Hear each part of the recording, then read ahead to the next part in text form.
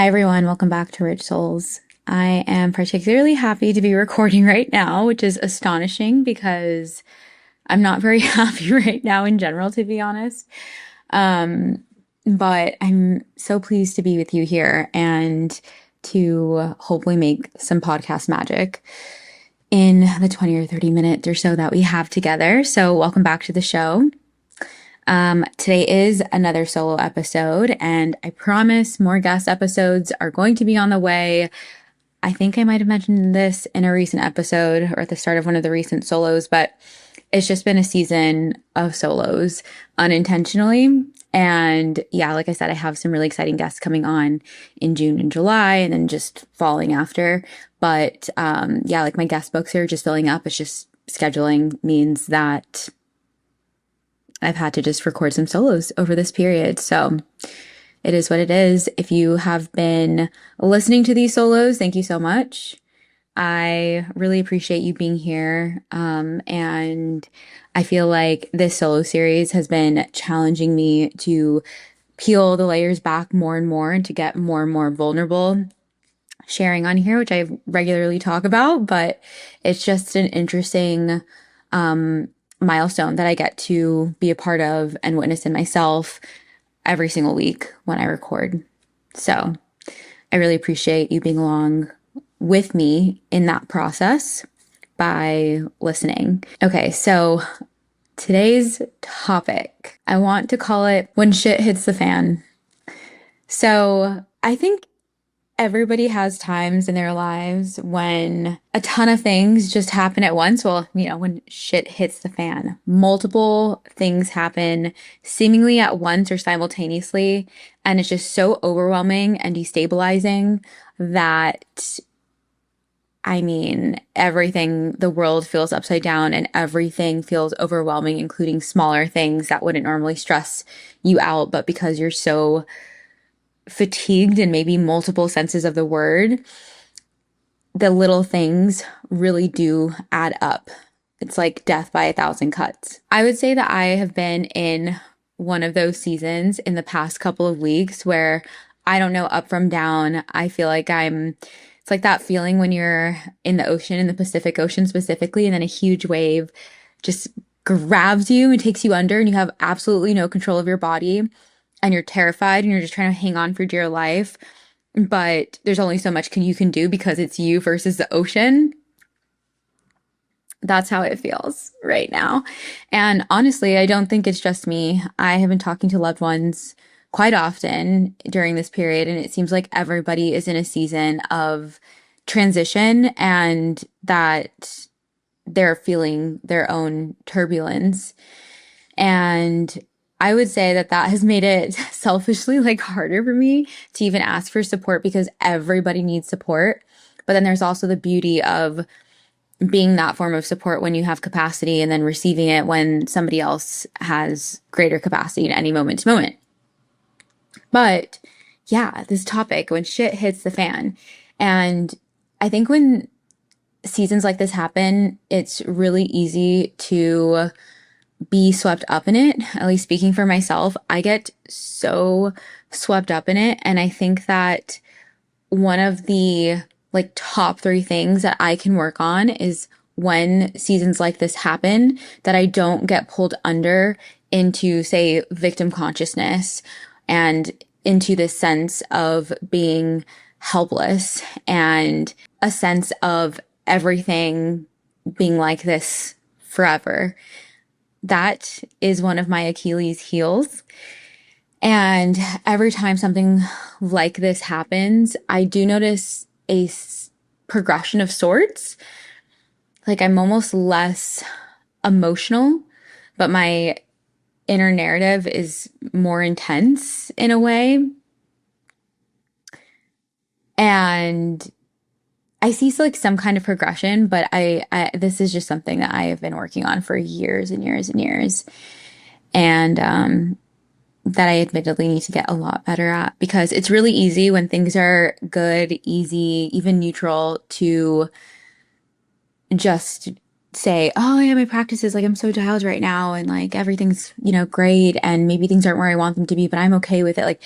When I'm in a more positive state, it's easy to go there. But when I'm in this state, I'm just like, not that. I still do my practices, but it can come if I'm not careful, it can come from a place of wanting to like control my experience versus being in the experience.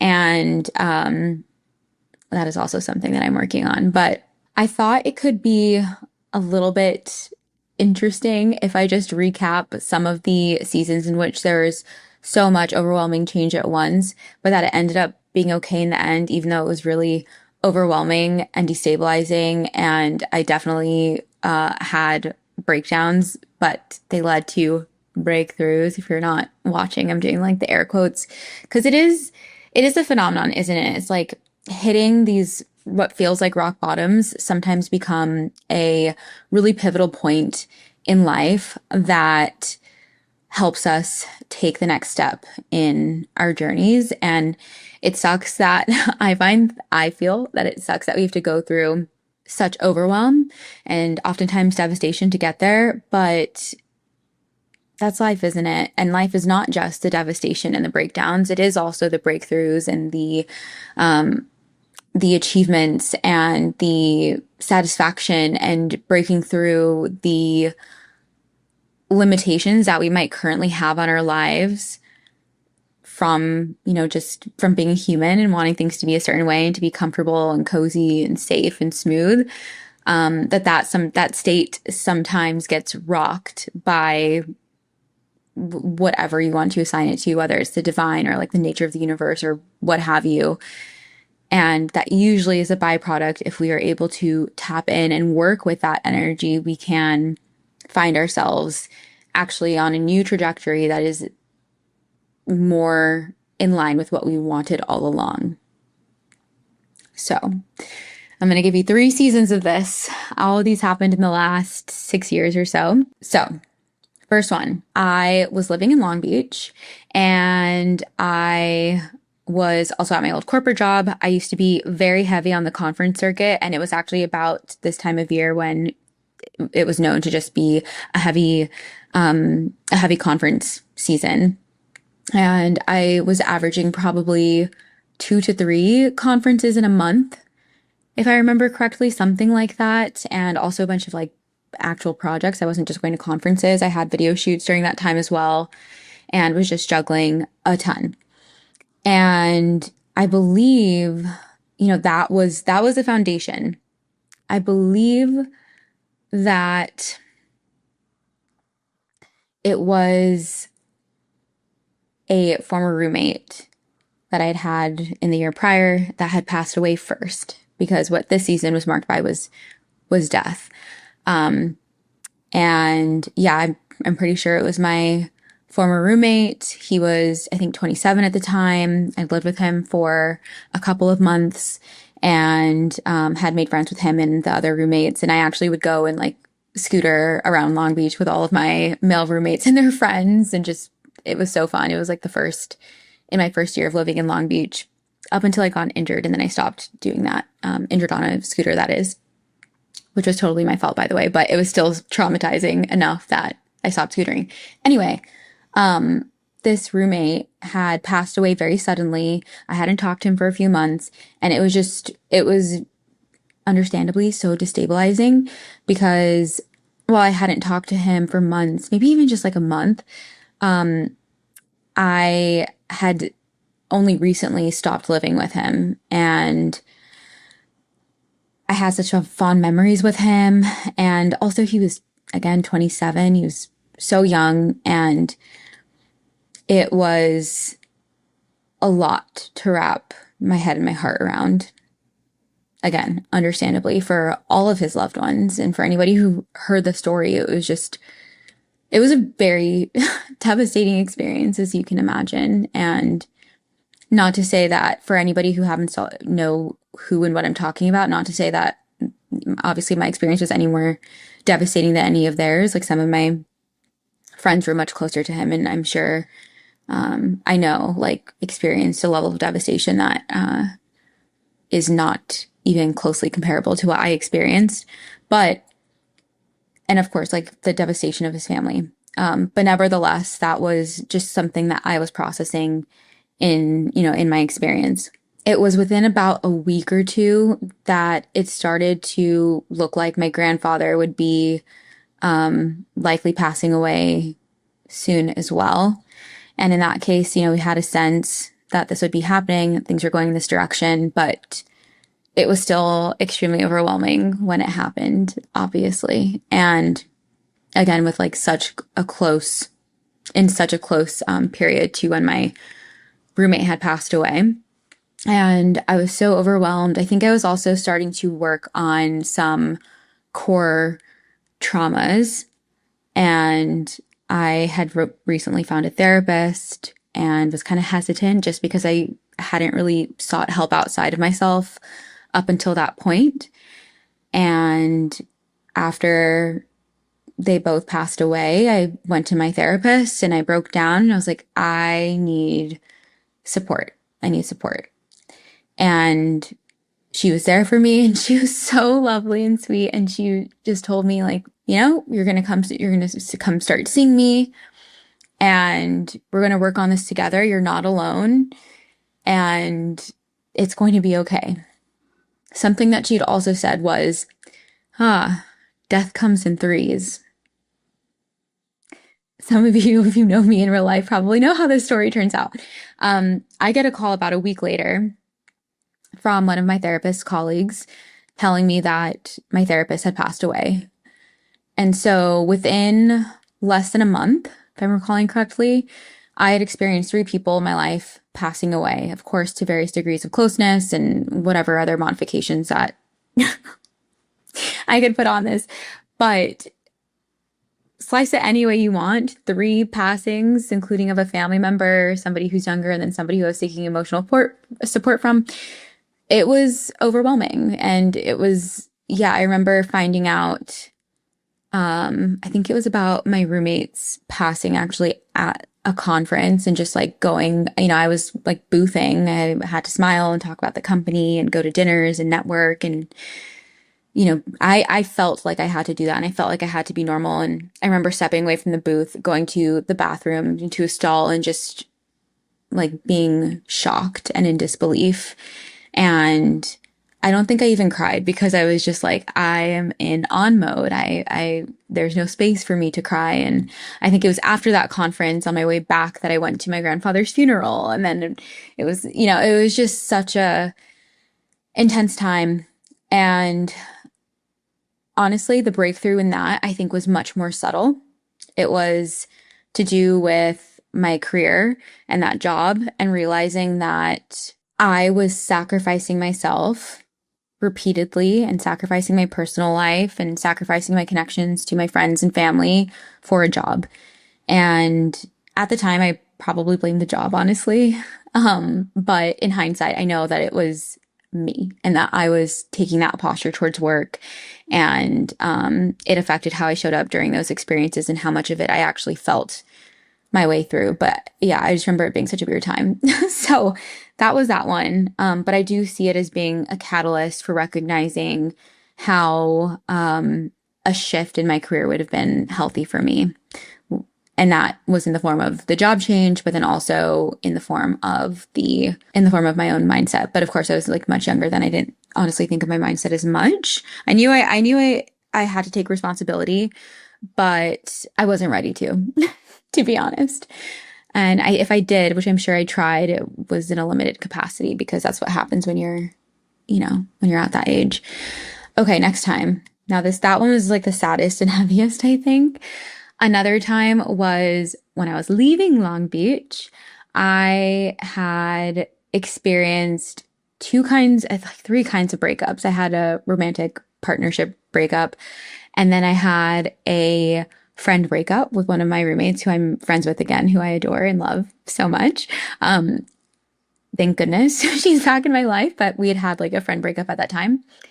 And then a roommate breakup with a couple of the roommates I was living with. And all of it amounted into eventually me deciding to move out of the apartment I had lived in Long Beach for, I think it was 3 or 4 years, and to go and do something new. And I didn't know what that was going to be. I had already been flirting with the idea of moving out of state, moving out of country for the year leading up to that, like year and a half, 2 years leading up to that. It was like shortly after the pandemic. So, that was like my flavor of imagining how life could be different. And when I decided to leave that apartment, I suddenly had, no furniture because I sold almost everything and was able to put a select amount of things in storage at my dad's house and also crash at my dad's place for a couple of weeks while I figured it out. And it was in those 2 weeks that I ended up deciding to move to Nashville. And something just fell in my lap. A friend of a friend had a sublease and I was there for like a month, and then it just cascaded into me eventually being there for a whole year, not without, again, a ton of turbulence. But that experience was so heartbreaking. And honestly, I think I felt the experience of all of those heartbreaks from that season for years after, because it was just so shocking. And I think that's the thing that I'm noticing with both of these sets of experiences is just the sheer shock and then the overwhelm of like multiple areas and like relationships being affected at once, and how my system responded to that, which was to like, I was forced into certain parts of clarity that I maybe wouldn't have gotten to without those experiences, because I was just so stuck in the day to day. And also I was like settling a lot. Like I was shoving down that I wasn't happy in that apartment or with work. I was shoving down that I was neglecting my personal life or my professional life. And again, these experiences really like put a magnifying glass on that and forced me to see what was going on, even though I didn't always know how to actually handle it. So that takes us then to, I think, this last set of stories, which was when I was in Nashville and had finally found a sublease. It was a furnished condo in Bellevue, I believe is the neighborhood. And it wasn't without a fight that I found this condo that met my criteria, or so I thought. But I ended up moving into an apartment or the condo that had so many issues. It had just been renovated. It was beautiful, but the infrastructure of it was so compromised. I would have my plumbing wouldn't work and the toilets would start seeping water after a shower multiple times. I had mold. I had cockroaches. My landlords were constantly sending people over to the place without actually checking with me while I was in the middle of meetings.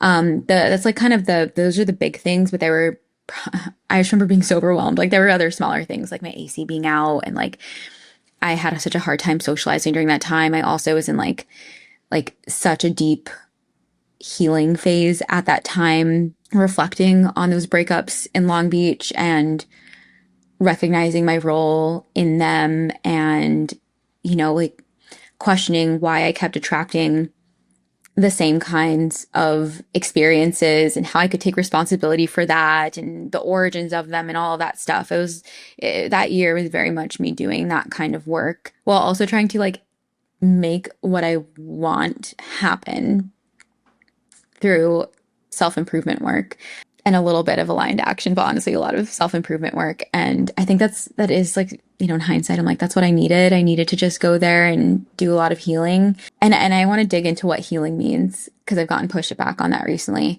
When I say healing, what I mean is having so much space, time, and attention that was freed up, not having a social life, not looking for a home anymore, getting into, although stressful, a consistent pace with my work. And in those areas of stability, even though they didn't feel stable, I was actually able to have a bunch of space to allocate to reflecting on these life experiences and, again, figuring out my role in it and how I wanted to change things and whether I was able to change things and what I would need to change and all that stuff. But it had been about 9 months in that home situation. Again, it was just so turbulent.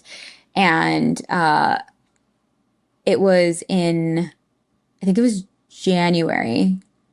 It was in January of 2023, maybe, when I was looking at the expiration of my lease and was recognizing I shouldn't and I don't want to stay in this condo because it had been such a turbulent experience.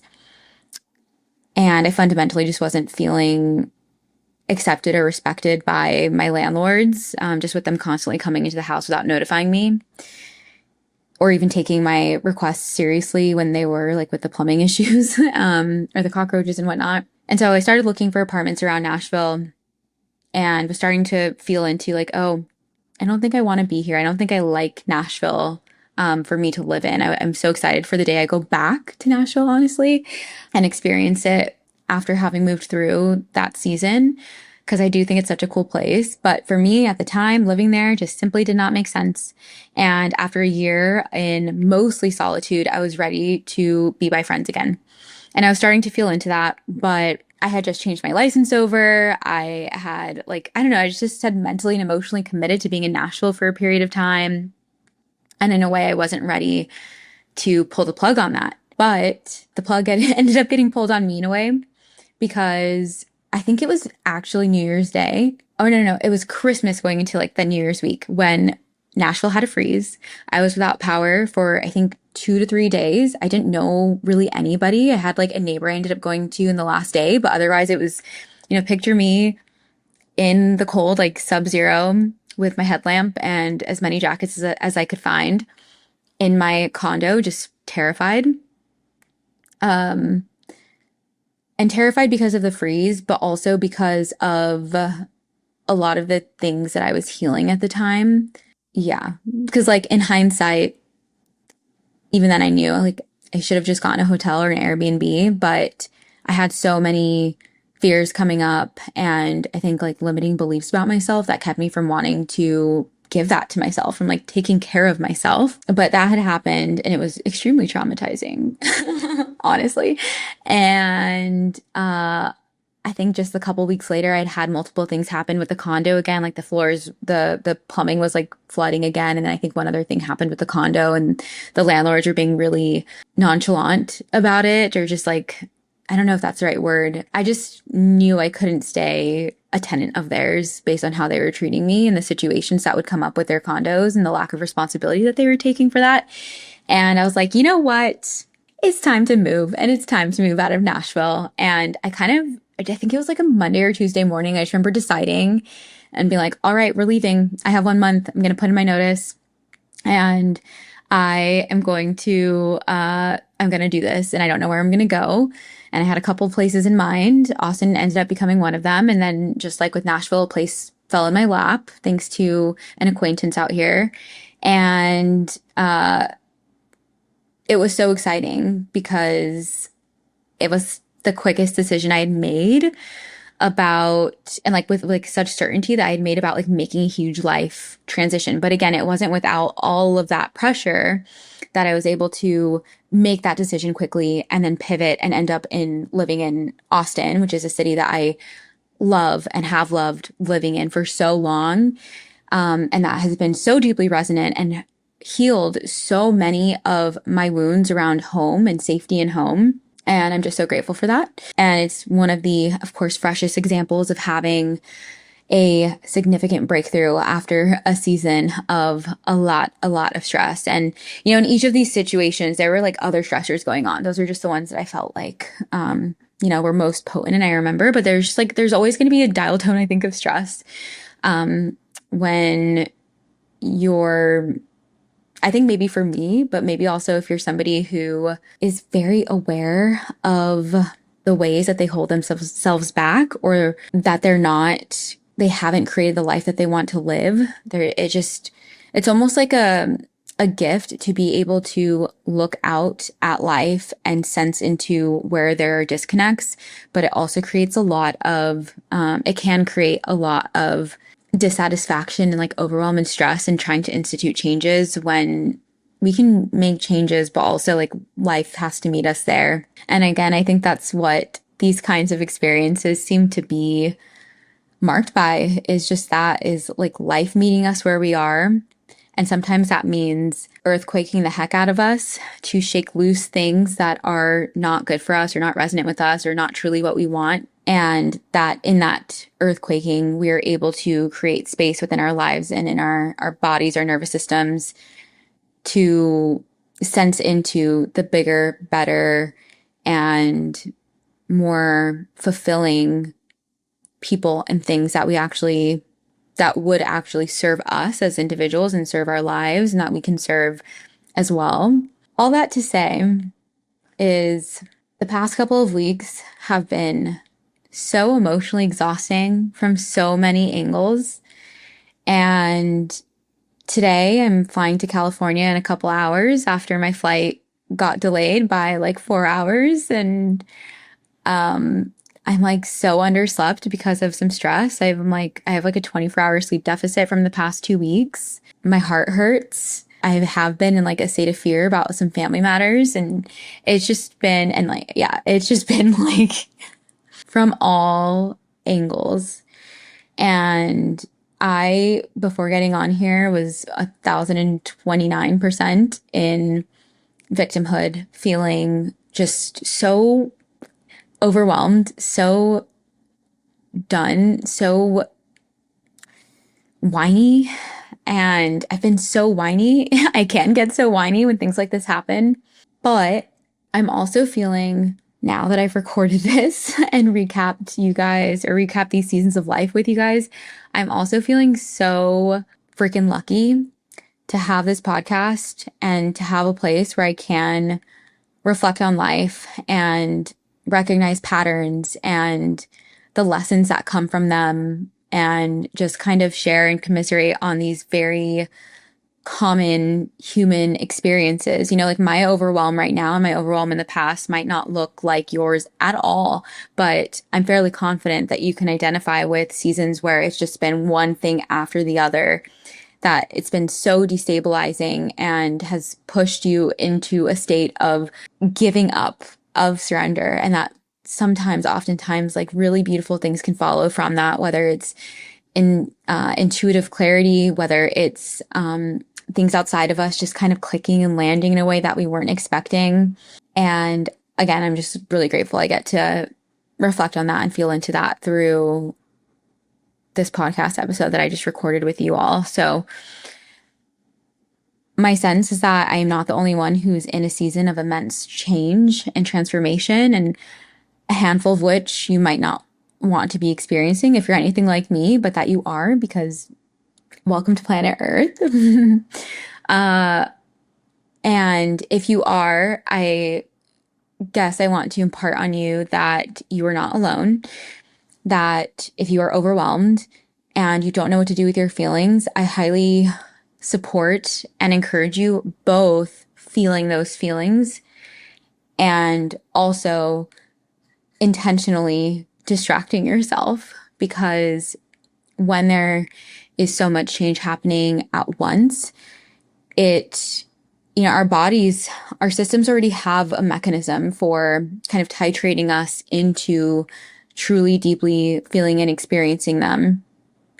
And so I'm not sure that we do have to do a ton to kind of like modulate our experience of overwhelm, but I have found it helpful to, stay in my practices, journal, breath work, meditate, put on sad music, try and cry, talk to loved ones, be seen in some of my most like vulnerable states.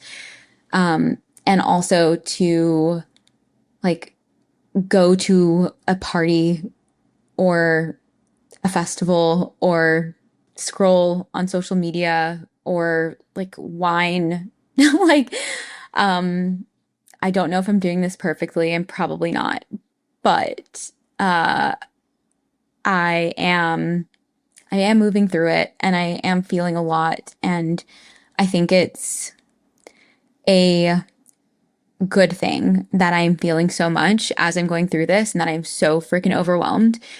And that within that overwhelm, there can be other flavors of emotions that come to the surface across the spectrum because it means that I'm feeling. It means that I'm feeling. And if you're experiencing something similar, it means you're feeling. And like, feeling is a good thing. It's a really, really good thing. And even feeling negative emotions and pain and heartbreak and betrayal and sorrow and all of these things that I've been feeling lately, it's like that also, feeling all of that is also the portal to feeling really beautiful emotions. I almost wonder, like with my most recent state. I'm like, I've been through so much, like, and the things that are happening, like, yeah, some of them have been a lot, some of them haven't though, but they've just kind of like worn heavy on me. And I've had this dialogue with myself of like, why am I so like overwhelmed by these things? Why can't I let these things go? And I don't know if this is true, but something that I'm telling myself about it is that, maybe it's a good thing that I'm so, again, overwhelmed by all of this and feeling such pain and whatnot, because maybe it's because of the inner work that I've been doing to be able to feel more dimension in my day-to-day experience and in my life. And that is a win. I don't know, like that's a win. And my hope is that for both of us, all of us, that in the feelings of, again, these dark things, we get to feel the light, and that the light is just going to feel, it does feel so much richer and expansive, and like our system's just allowing in all of the goodness that's already here and that's coming, because we've also allowed the darkness and negative emotions that are here and that will inevitably come, because that is just, again, being human, that is being alive. It's helpful for me and hopefully for you to kind of package up like what are some actual takeaways from this. And I'm honestly so deep in it that it transparently, it's a bit hypocritical for me to even like say what works and what doesn't. But that said, because I've been in this state for a couple weeks, I'm going to tell you, I guess, what I'm working on and what hopefully would be helpful for you. So the first thing, y'all, physiological needs, just taking care of your body simply, touching earth, definitely sleeping, definitely hydrating, supplementing if need be, because I'm so underslept, having some creatine, eating enough, eating at regular times, sleeping at regular times. These are all things that I have not been doing that much. Exercising, having time with loved ones in person to co-regulate. Like these are all extremely important things that really create a sense of stability and like a solid foundation within our literal physical vessels so that we can metabolize all of the emotional and mental and energetic events that are happening within and around us. And so that is like the number one thing that I'm working on. And then from there, I am planning on just staying dialed with my practices and allowing my intuition to come forward and guide me in my next steps as I enter a new chapter of my life, just like I've done before. And that's what I encourage you, to do the same. But I do just want to emphasize, like, if you are going through a stressful time, that again, the like physical needs are just absolutely paramount, non-negotiable. And if you don't want to take care of yourself physically, like I haven't had or haven't wanted to for the past couple of weeks, like maybe put that perspective down, like I'm having to now, and just take care of yourself as you would your own child, because that is essentially what happens in these times is like some of the destabilization, or I want to say that not some of it, maybe all of it, a lot of it, like a lot of what brings up such deep pain is not even the events per se. It's what those events catalyze in us. And what they catalyze in us is perhaps pains that are of a similar nature from when we were children, really old experiences that we maybe suppressed or repressed at the time that is now coming up for us to relate to, metabolize in a different way. And in that, I feel like for me, my inner child very much is on the surface of my life. And I feel like I do need to not let her run my life by, just saying, oh, I'm not hungry, or I'm just going to sleep late, or, whatever the other ways it's been manifesting. It's like, how I've allowed it to manifest for the past couple of weeks, but now kind of sitting back, realizing what's happening and telling myself, it doesn't matter if I'm not hungry, I'm going to eat because I haven't eaten yet today. It doesn't matter if I don't feel sleepy but it's like an hour and a half already past my bedtime. I'm going to go to bed and I'm going to try and stick to that bedtime, and I'm going to hydrate even if I don't want to drink water, all those things. I know this is so basic, but when you're going through it, these basic things are like the first things to go out the window, and it just makes everything harder that we work through. So let that be a reminder if you need it. Thank you so much for listening to this much longer solo episode. I hope it was entertaining. I hope it wasn't too much of like a downer, but that it made you instead feel like you're not alone if you were also going through a challenging season. And yeah, just, know that I'm there with you. And just like in the stories that I shared, these seasons will not happen forever. These seasons are just at their seasons. They're going to shift and change, and we will be better off for it. I will see you in the next one. Bye. Thank you so much for listening to Rich Souls. I hope you enjoyed this episode. And if you did, I would love to hear what one key takeaway is that you got from it in the comments, wherever you're listening to this. If you have any topics or guests that you'd like to see on, feel free to shoot them my way, either in the comments or you can reach out to me on Instagram. And lastly, it would mean so much to me if you were to take just a couple of seconds and rate this podcast. Thank you. See you in the next one.